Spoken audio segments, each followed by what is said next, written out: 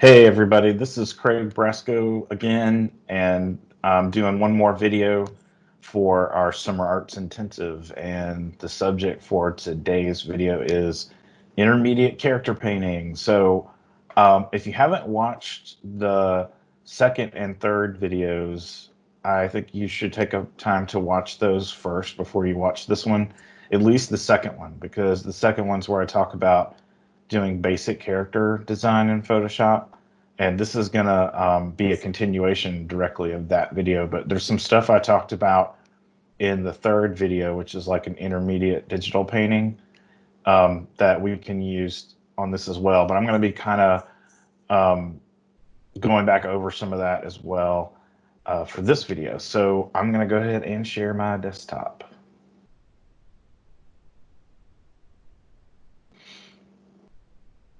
So hopefully what you see here is where we kind of left off on that last video. And before I started today, I actually spent some time kind of working on this and cleaning this up because I wanted to spend most of the video today just painting.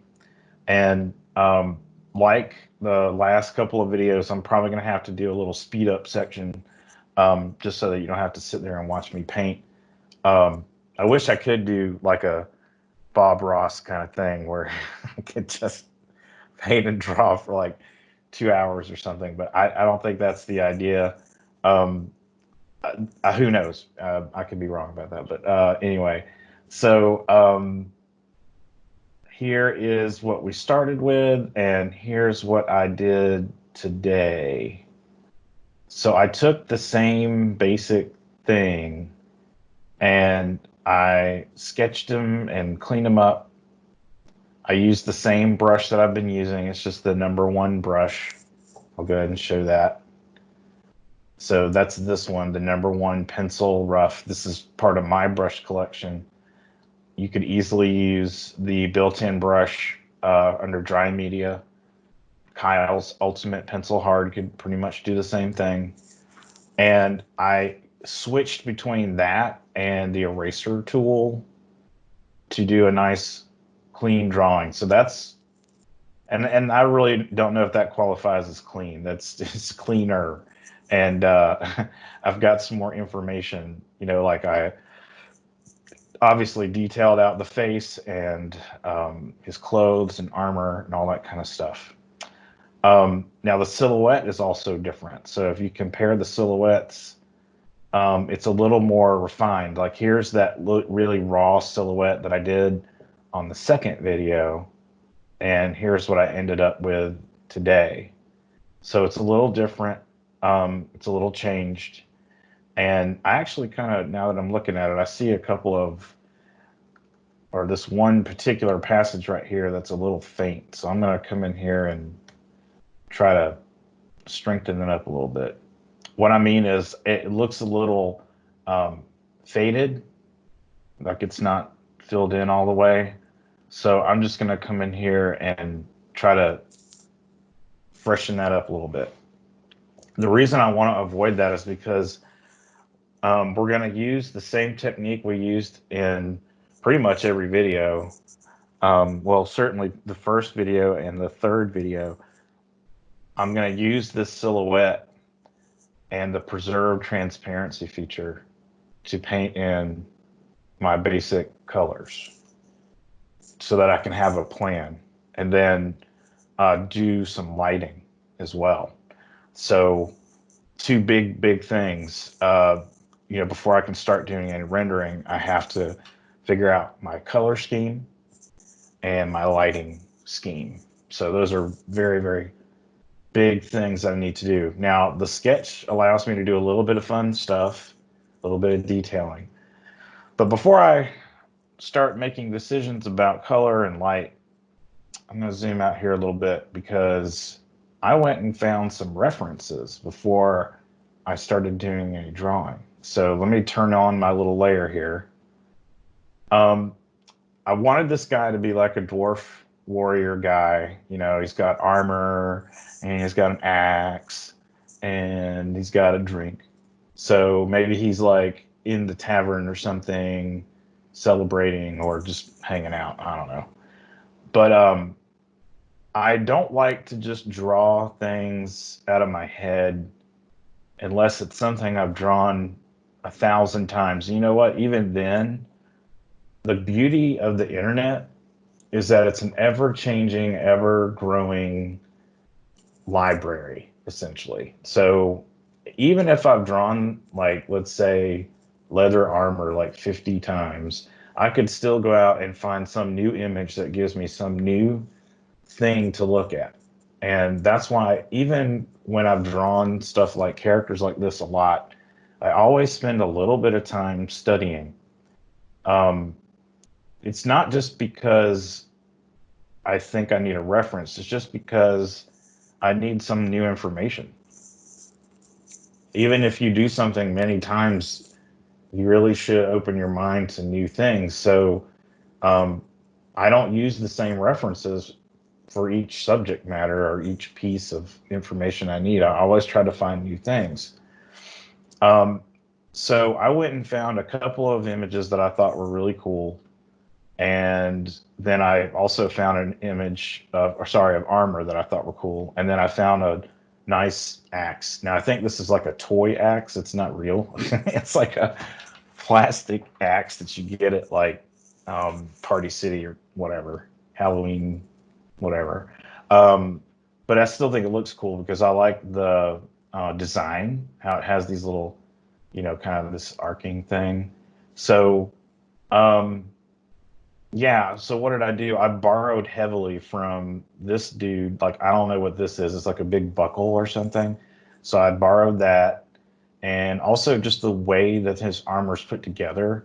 I borrowed heavily from that. So they're like these plate pieces that just kind of fit on over top of the clothing. And then I kind of borrowed the studded leather look here, like alternating where the dots go.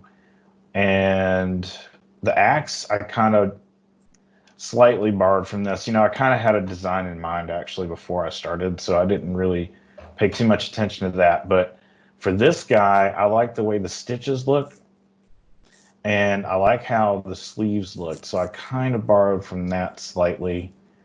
And really, I just like having that there for colors too. So I might be borrowing a lot from these images in terms of color ideas as well.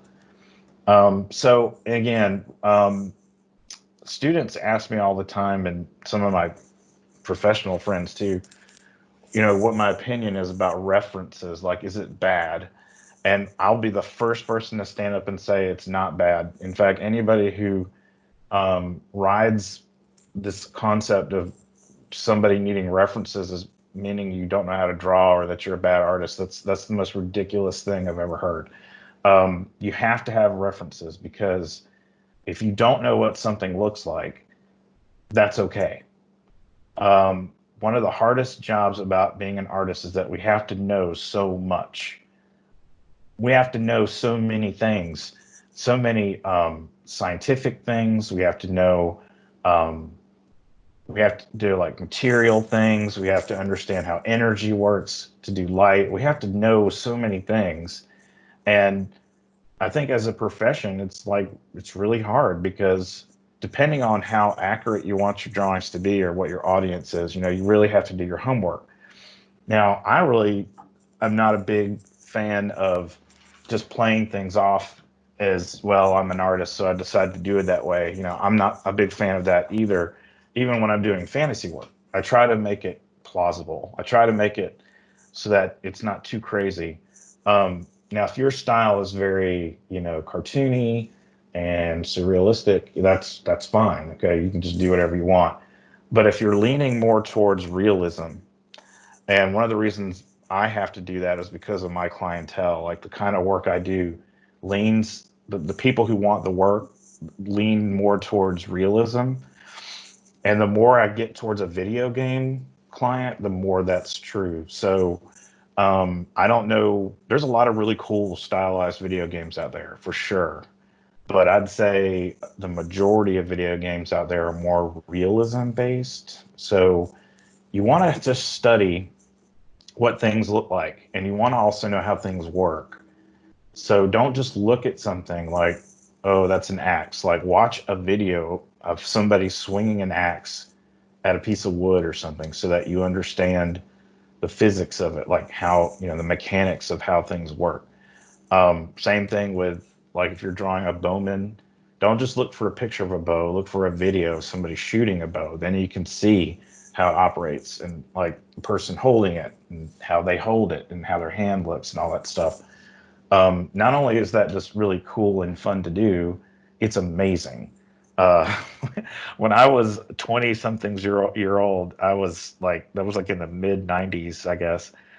We had the internet, but there just wasn't that much content. So the idea of just being able to pop over and find this cool video and all this information, not so easy to do. And so nowadays, it's just like anything you want to draw, I guarantee you there's probably something out there you can look at as a reference. So accumulate reference. Even if you're not really working on a project, if you just see something cool, grab it. And I mentioned this the other day, on another video the other day. You should have a camera. I think that's one of the basic tools of any good artist because we're visual people. And if we see something we like that's really cool, you should record it because who knows, you might inspire you later or you might need that information at some other time. So have a camera, collect imagery, and compile. Well, in the old days we call it a swap file, SWAP file. I don't think I call it that so much anymore, but just references. Just have a reference folder for who knows. I mean, one of my favorite artists in his studio actually had Tupperware buckets full of actual photographs that he would take of just about anything you can imagine. He had them organized like people and weapons and cars and all this stuff. It was pretty cool, but I like the digital thing. It can be a little more organized, and of course, it's a lot cheaper. So anyway, with that said, I think references are a plus, and I think it's definitely part of what we do, and it's part of your workflow. So use the internet, and use the library, and use a camera.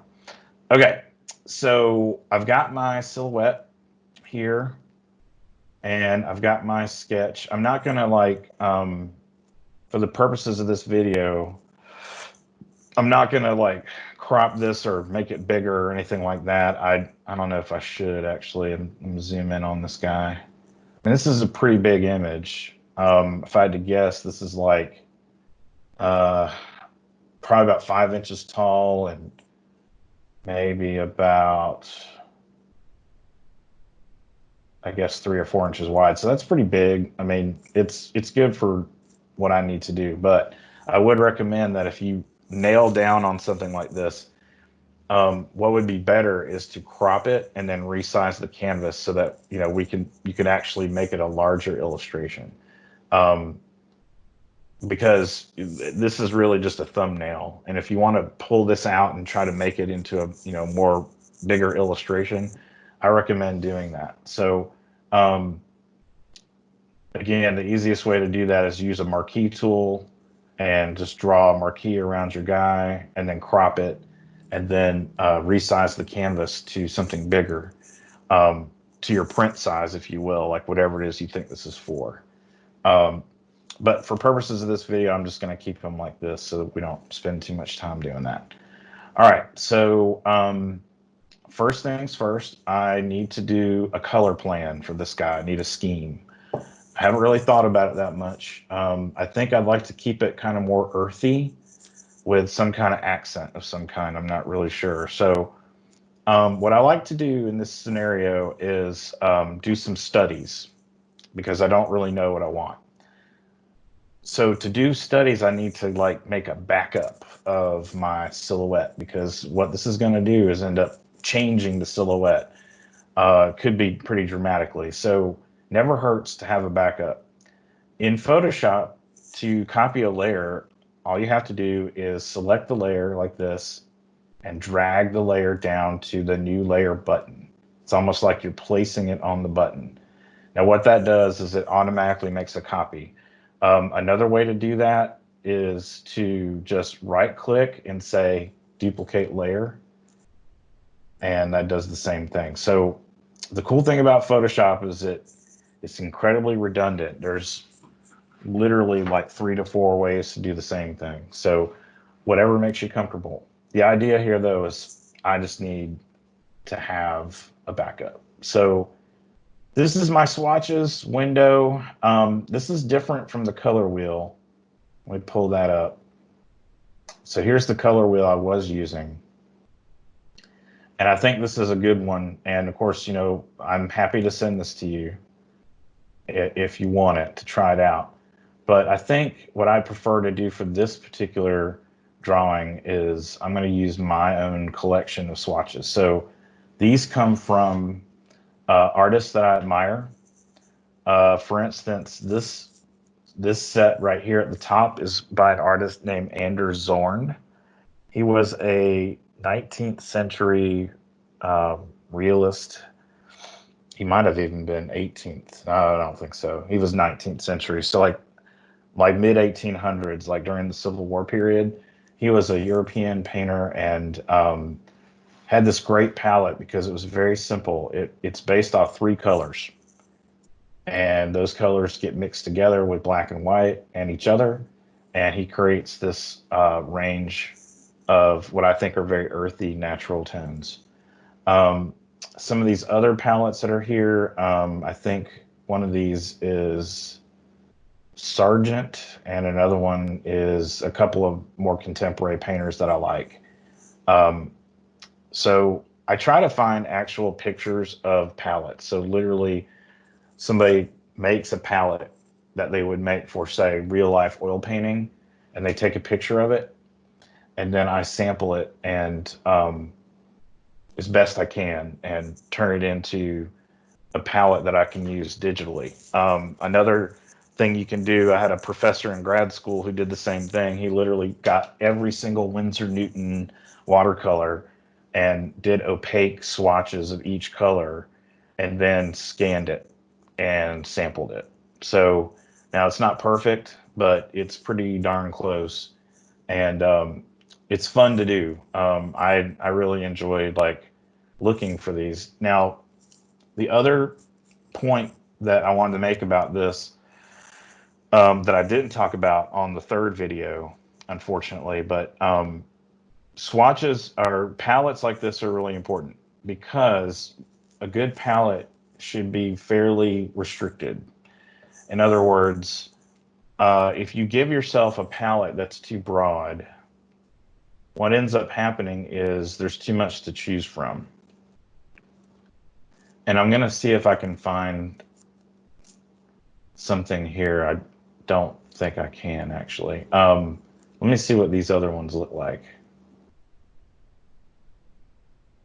See, Photoshop has gotten really organized because in the old days, if you have an older version of Photoshop, you're probably going to have this really strange palette as a default swatch set that doesn't make a whole lot of sense. And I'm glad they finally remedied this. But the point is that if you start off with a giant range of color that seems to be like every color in the spectrum and you know, all these other choices, that's really bad because it makes it really hard for you to make a choice. And then all of a sudden you're just kind of randomly grabbing colors, and that's not a good idea. You should have limited choices and then try to keep maybe a small random selection that you can like offshoot from occasionally just to give yourself a little bit of flair. But you'd be surprised what you can do with a very limited palette.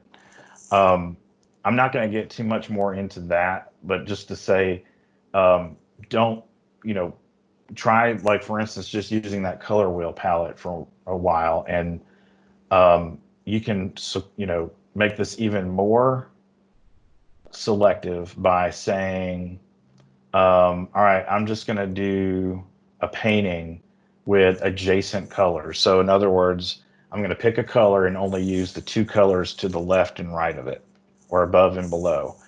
Like, just try to do that. Or I'm going to do a complementary painting that has like maybe this adjacent scheme and a little bit of green that's like right across the wheel. So complementary colors are the colors that are opposite each other on the color wheel. So when you make choices like that, it's the same thing as looking at these palettes that I have that are kind of specialized. You're just limiting your choices and saying, all right, I'm going to try to do a painting with just these things. Um, Too often people just think they have to have access to every color in the world. And that's, unless you're doing some kind of like strictly perfect, realistic, you know, plain air or, something, realism piece. Even then, in nature, there's going to be plenty of times where there's a very limited selection of color. And you don't really need to have that much range to get away with what you're trying to do, which of course makes it a lot nicer to paint. All right, so with all that said, I'm gonna just mess around here because I haven't really been thinking about this too much. So what I've done is I've selected my silhouette layer, and I am going to use my brush tool and select some colors, and I'm going to come here and just start painting in some colors just to see what happens. Now, a lot of times I get students that are really shy about this because, well, color is hard. It's tough to just jump in here and start adding color. That's true. But just remember that since we're using a digital medium right now, you can not break this. I mean, as long as you're being careful and you're making copies of your layers like I'm suggesting, you can't go wrong. The worst thing that could happen is you forget, and then there's always undo. You can always go back and undo stuff to fix the problem. Now, in real life, if this was like an oil painting that I'd be working on, well, I would do one of two things. I would do a transfer of this sketch. In other words, I'd literally try to like make a carbon copy of my drawing and then transfer that to either a board or some kind of really heavy paper. And I would do these little quick color paintings like that wouldn't, take very long to do. And I would get a sense of what I wanted as like a sketch. Either that or I would just do a full-fledged, like smaller version of a painting. And then I know like, hey, this is the color scheme I want and these are the colors I want to use. Okay. I couldn't decide if he was going to have dark hair, because I kind of always seem like when I do draw dwarves, I make their hair gray for some reason, or orange or something. So I think I wanted to try something a little different today. I am using my color palette just to give myself some other choices, because maybe this palette I have isn't exactly what I wanted to do. I want to try something else. So I guess I'm trying to aim more towards like a earthy,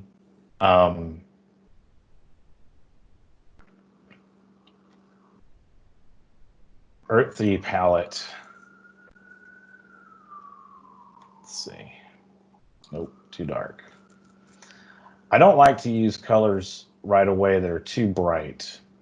Sometimes that's unavoidable, like, the skin tone that I'm going for here.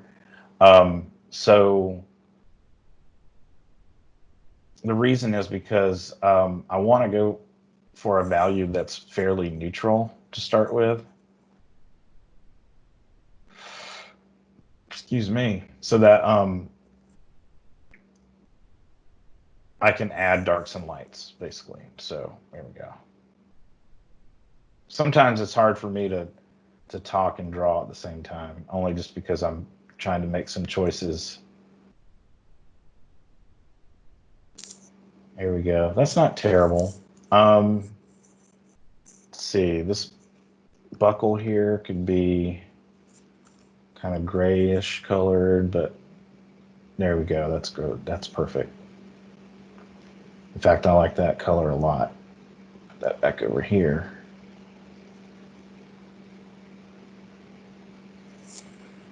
Okay. Now, I'm not forgetting my reference too much, or I'm trying not to. Um, I guess I could, this would be kind of cool. I could say these are made of leather instead of steel. And then that might help, kind of move that color around a little bit more. That looks kind of nice. And then I guess this is all just a sleeve right here. But then I kind of want to borrow from this too. So I'm thinking he has like this other shirt on underneath. So let's pick a cool color for that, like something maybe a little greenish. That's too green. Yeah, that's getting there.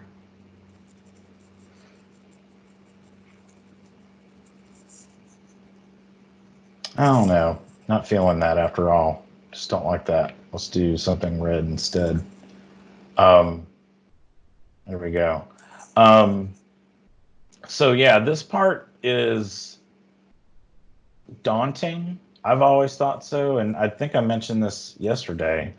Doing this local color is what I called it in the third video for your painting. It's hard, because you're kind of making a big decision that's going to stick with you for the rest of the painting. There's really no way to get around that. You kind of have to establish some rules about your piece before you start, diving into doing all the cool details and all that, because otherwise, one of the things that I, really struggled with when I was younger is not thinking that through. And I found myself doing what I'm doing right now as I'm rendering, which is a really bad idea. In other words, like as I'm like trying to draw this, or paint this thing, I was still picking colors. Like what would the color of this, would be for the axe? Like as I'm actually rendering it and trying to shade it and light it, like that's not a good idea. So yeah, I mean, I guess some of the pressure is off because I can just do this. My sketch is totally untouched, right? And if I screw something up, I can always go back and change it. Um, when I first put this together, I really was not thinking that this glass or his mug would be made of wood and not glass, but now I've changed my mind because I think this could be a really cool color accent. Like having some booze in here, like some beer, or ale, or something like that. Um, I hope that doesn't offend anybody. um, he is a dwarf though, and he's gonna have some adult beverages before he. My wife is making fun of me. I'm sorry. Um, he's gonna have some adult beverages before he goes out and does his thing. Um, so that's kind of cool because there you go. That's a nice little color accent, that pulls that in. I can't really see anything else that could act as that right now. Maybe he's got like some kind of ribbon or something, or I don't know. I'm kind of just liking it the way it is right now. So I'm just going to leave it like that. Now, I could do a whole nother color sketch, but I'm not going to spend too much time on that. Other things you can do, you could do some filters. So let me show you that.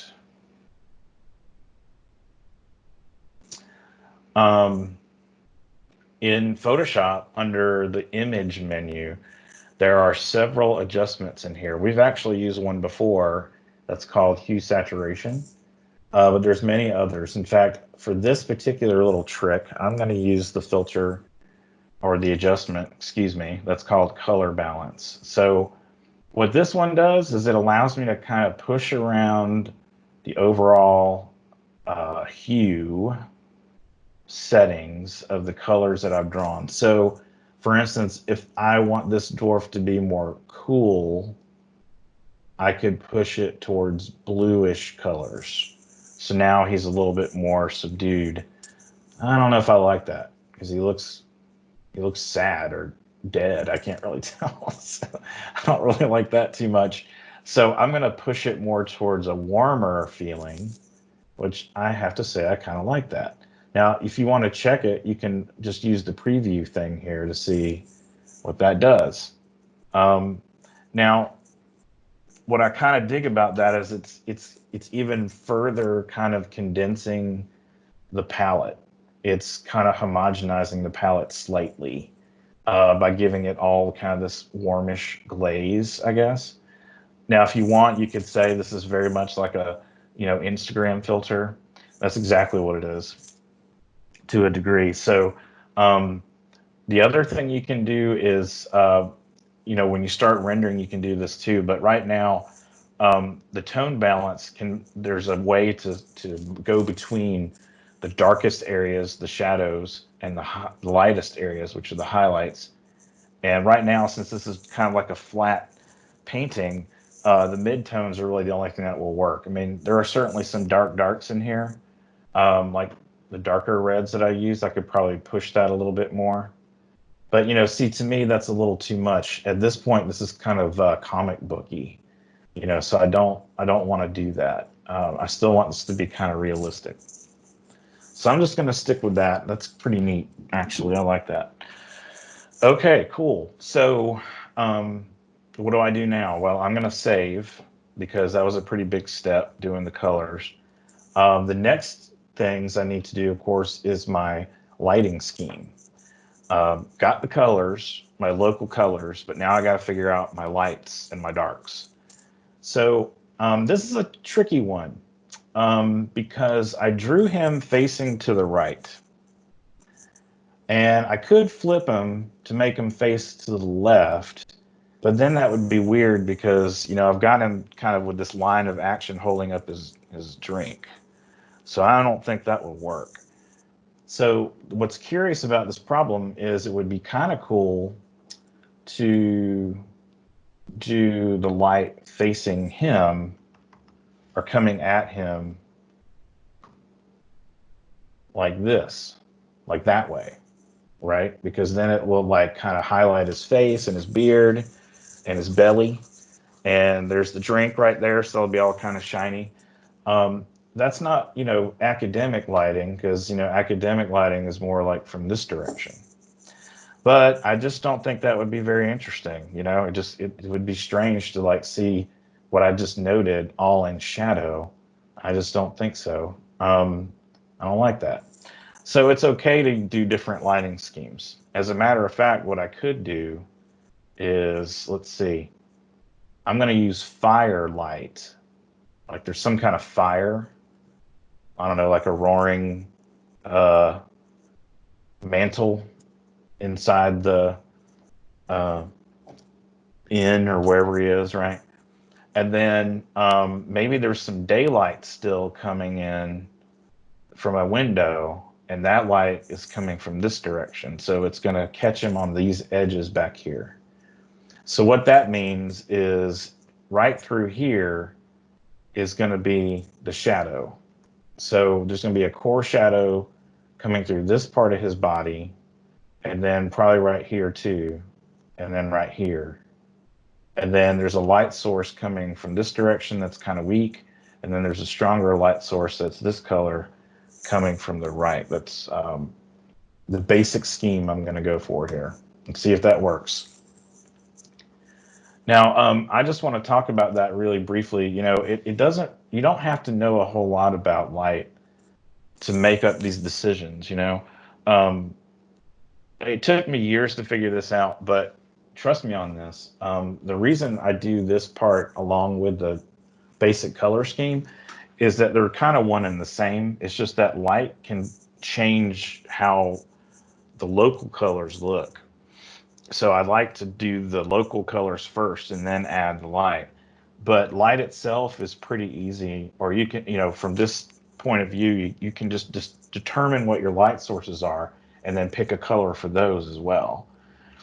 So there's not, I mean, you can do anything, but if you think of just general light sources that are out there, there's the sun, which produces kind of a typically like a pretty bright light that leans towards a warmish color. There's fire, which again, depending on its intensity, tends to be warm, but can also be very bright, but is more usually kind of like a um, yellowish orange color. Then there's daylight, or skylight is what I like to call that, which is blue. Now this is going to get a little weird, so just bear with me because I think this is important to know.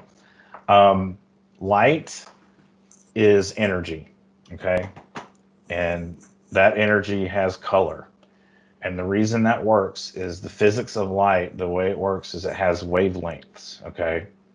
And the way these wavelengths work is we see the color of something because that particular wavelength of light is not absorbed by the object and it bounces back to us. Now, I think, and I'm not a physicist, okay, so I don't know the exact details, but it's the majority of those wavelengths is what we see. I think at any given time with any given light source, there's like thousands and millions of wavelengths of light hitting our retinas all the time, but it's the ones that are the most or what we see. So if you see a red object, the reason it's red is because that's the wavelength of light that that object can't absorb or is throwing back at us. But it also just so happens that some objects are not as solid as others, right? So wavelengths of light can pass through those objects, and in so doing, it takes on the the wavelengths of light bounces off of those particles, and it's creating that color of light too. So what I mean to say is, I've mentioned this red object. So we've got a brick. Let's just say here's a brick, and we all know what a brick is like. It's really heavy and it's very solid, and typically it's made of clay. It's baked clay, which tends to be kind of this reddish color. Okay, so light doesn't really pass through this thing. It just hits it and bounces off, and it doesn't absorb red. So that's what we see. But on the other hand, the sky, it's a thing. It has mass. It's just that it's very light and we can breathe it. But that doesn't mean it's not made of particles and stuff that light can bounce off of. So this is what happens. When sunlight passes through the sky or the atmosphere, it's bouncing off of all these particles and then it's changing to this bluish color, which then gets projected onto an object. So the next time you're sitting at home, which you probably are doing right now, look outside. And if it's still daytime, look at like some leaves on the tree that aren't exactly hit directly by the sun. And what you should see is a bluish tinge to those leaves and probably the tree itself. That's the sky hitting it. It's the atmosphere light hitting it. So if the sun is really intense and it's shining directly down, like if it's noon and the sun is right over your house, that's pretty intense. And you're probably going to see more of this brighter light show through. It's going to penetrate through all those objects and still be very intense. So that blue light won't be as prevalent unless it's in the shadows, okay? But if it's an overcast day, chances are you're probably going to see more of that bluish tinge because, again, that's the atmosphere. It's the particles of the atmosphere and the colors that are getting shot off of it. So daylight is another one of my favorite, or skylight. Different artists call it different things. But that's a pretty prevalent color of light that I like to use all the time. On the other hand, if you're trying to be just more artistic, I mean, you can do anything you want. anything's plausible. I mean, you could say that there's a man-made light that is neon green, and it's here. Or in the case of fantasy, my dwarf has this gem on the top of his axe that glows green light. Works for me, you know. It doesn't matter, but just there's choices you can make, and I think you have to be smart about it.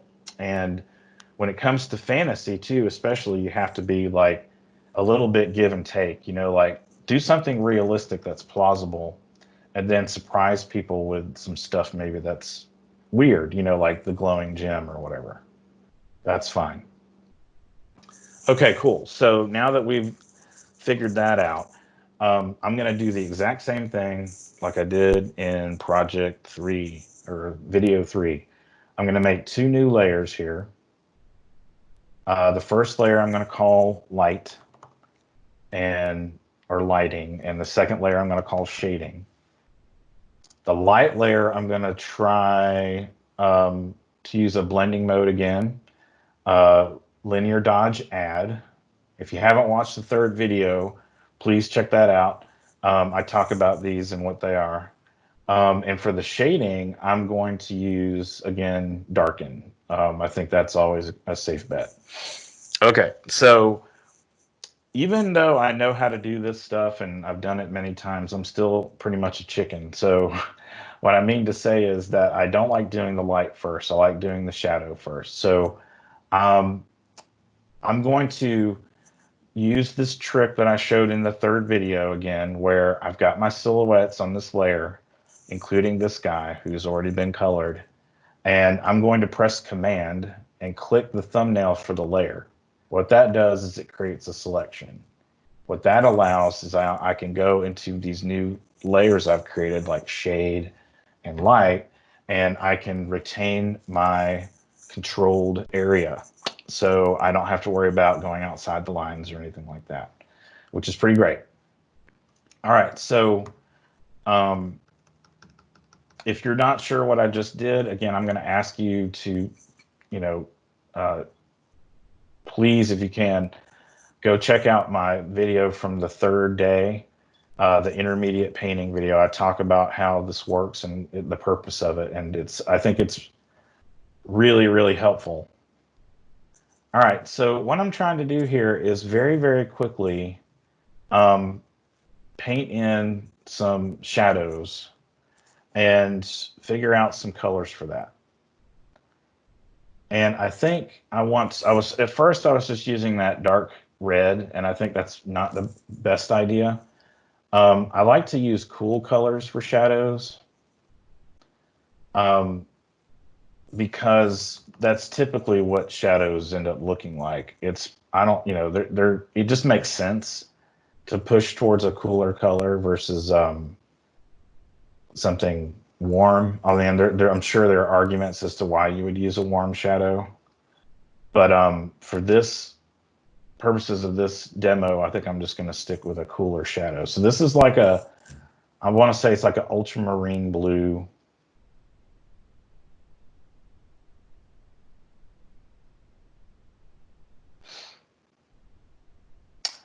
The other thing that people get kind of freaked out about when I demo this, and what they don't like doing, is when they paint this stuff in, they get nervous because they're kind of like feels like they're destroying their sketch or that color study.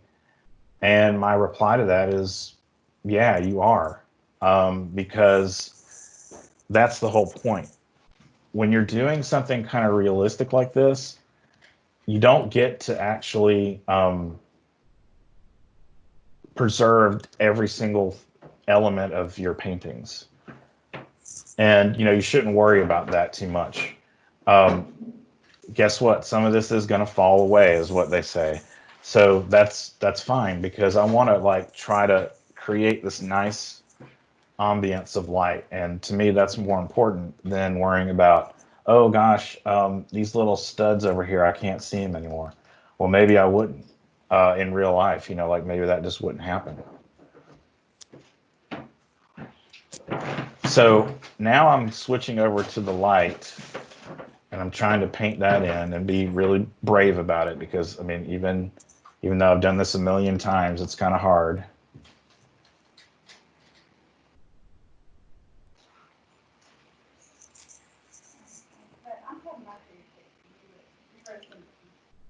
Okay. So on this side, I wanted to do that skylight I was talking about. So, ooh, that's kind of purple, but that looks cool. Happy accident. See, I do get to be like Bob Ross after all. So this technique has its flaws. I mean, I think one of them is that color tends to not be consistent as what you think it is because of these effects that are going on. So that's why I have to experiment a lot, and I try not to, make a big deal out of it. I really wanted more of a bluish color there, not purple. So I think it just might be the blending mode. Yeah, that's better, but that's just too bright. It's too much light. So let me just try it this way. That's better. That's not exactly what I wanted, but that's close enough.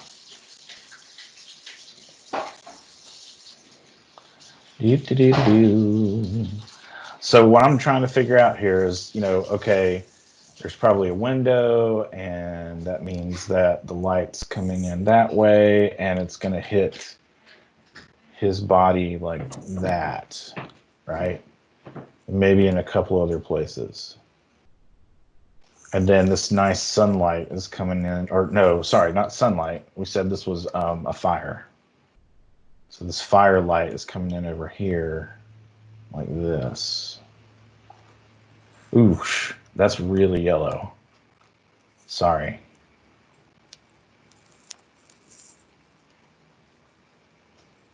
Okay, that's pretty cool. His beard is looking more brown now, isn't it? I don't know if I like that, but we'll see. All right. Now, you can get detailed if you want, like I'm doing here, and start like really pushing the lights. But I don't think that's really that necessary. In fact, I lost some of the skin tone there, but I can go back and fix that. That's not a big deal.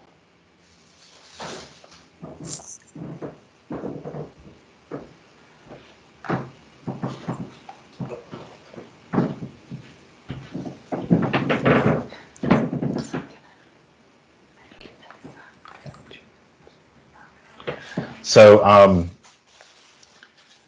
when a lot of students ask me, when we're doing this in class, they're like, so when do you know when to stop doing this and start rendering? That's a really easy question to answer. If you find yourself start going in and doing little tiny things like this, the answer is, okay, you're probably ready. Because when you're doing little detail lights like this, you're kind of going beyond the point of just getting general light sources. You're actually doing details. And that's not what this is for. The whole purpose of this is just to figure out general lights, not do tinkering and rendering. So if you find yourself doing a lot of that, the answer is stop what you're doing and make a render layer. Because right now this is, that's not what this is for. Okay. Sorry, folks. My fam is bringing in some groceries, and I'm trying to talk to them while they're doing that. All right, let me do just a little bit more of the blue, and then I'll start doing some serious rendering, man.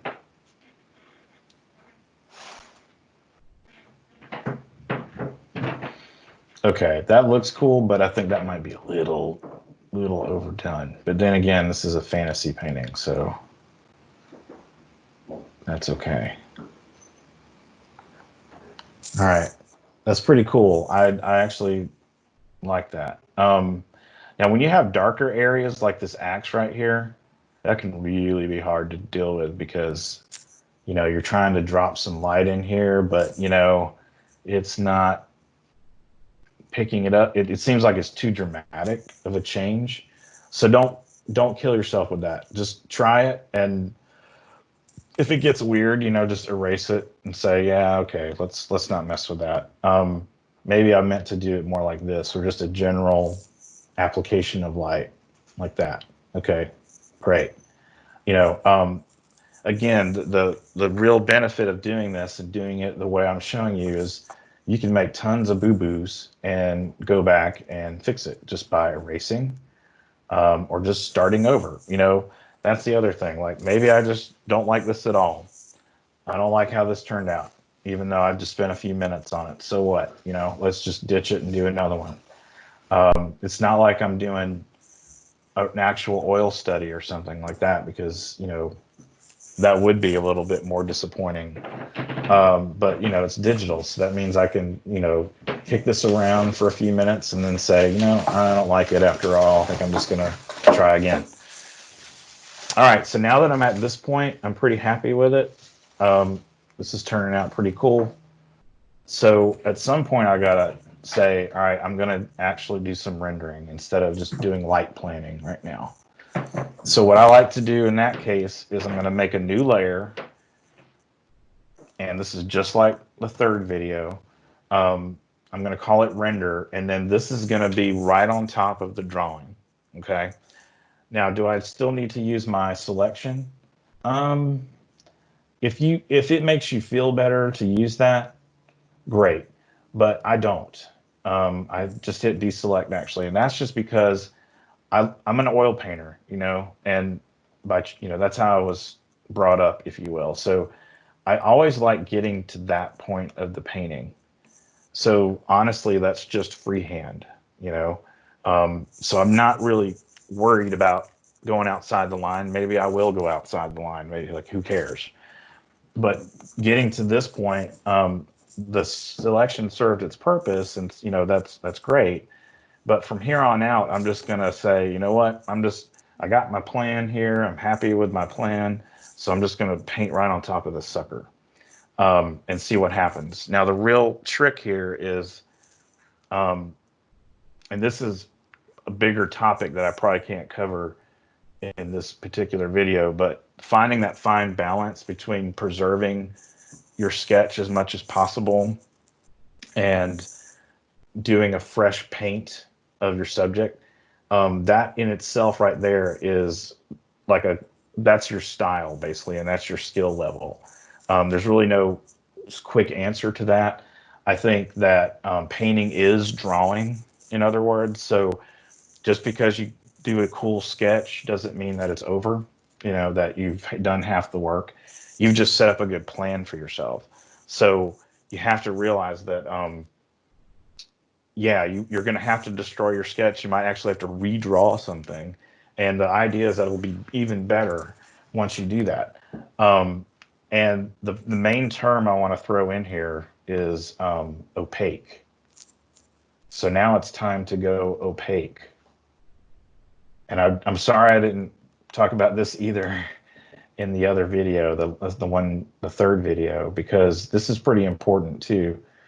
What I mean to say is, when you do any kind of oil painting or gouache or anything that has, even watercolor is just the case.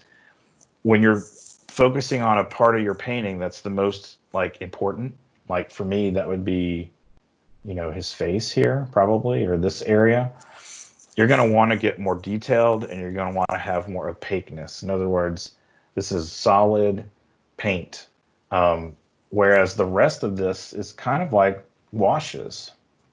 So if you've ever done watercolor painting or oil painting, a wash is basically a color or hue mixed with a medium. Like in the case of watercolor, that would be water.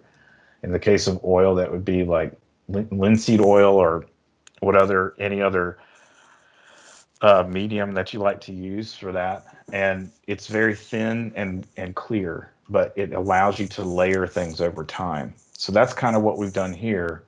But, for real emphasis, I want opaqueness. I want thick paint.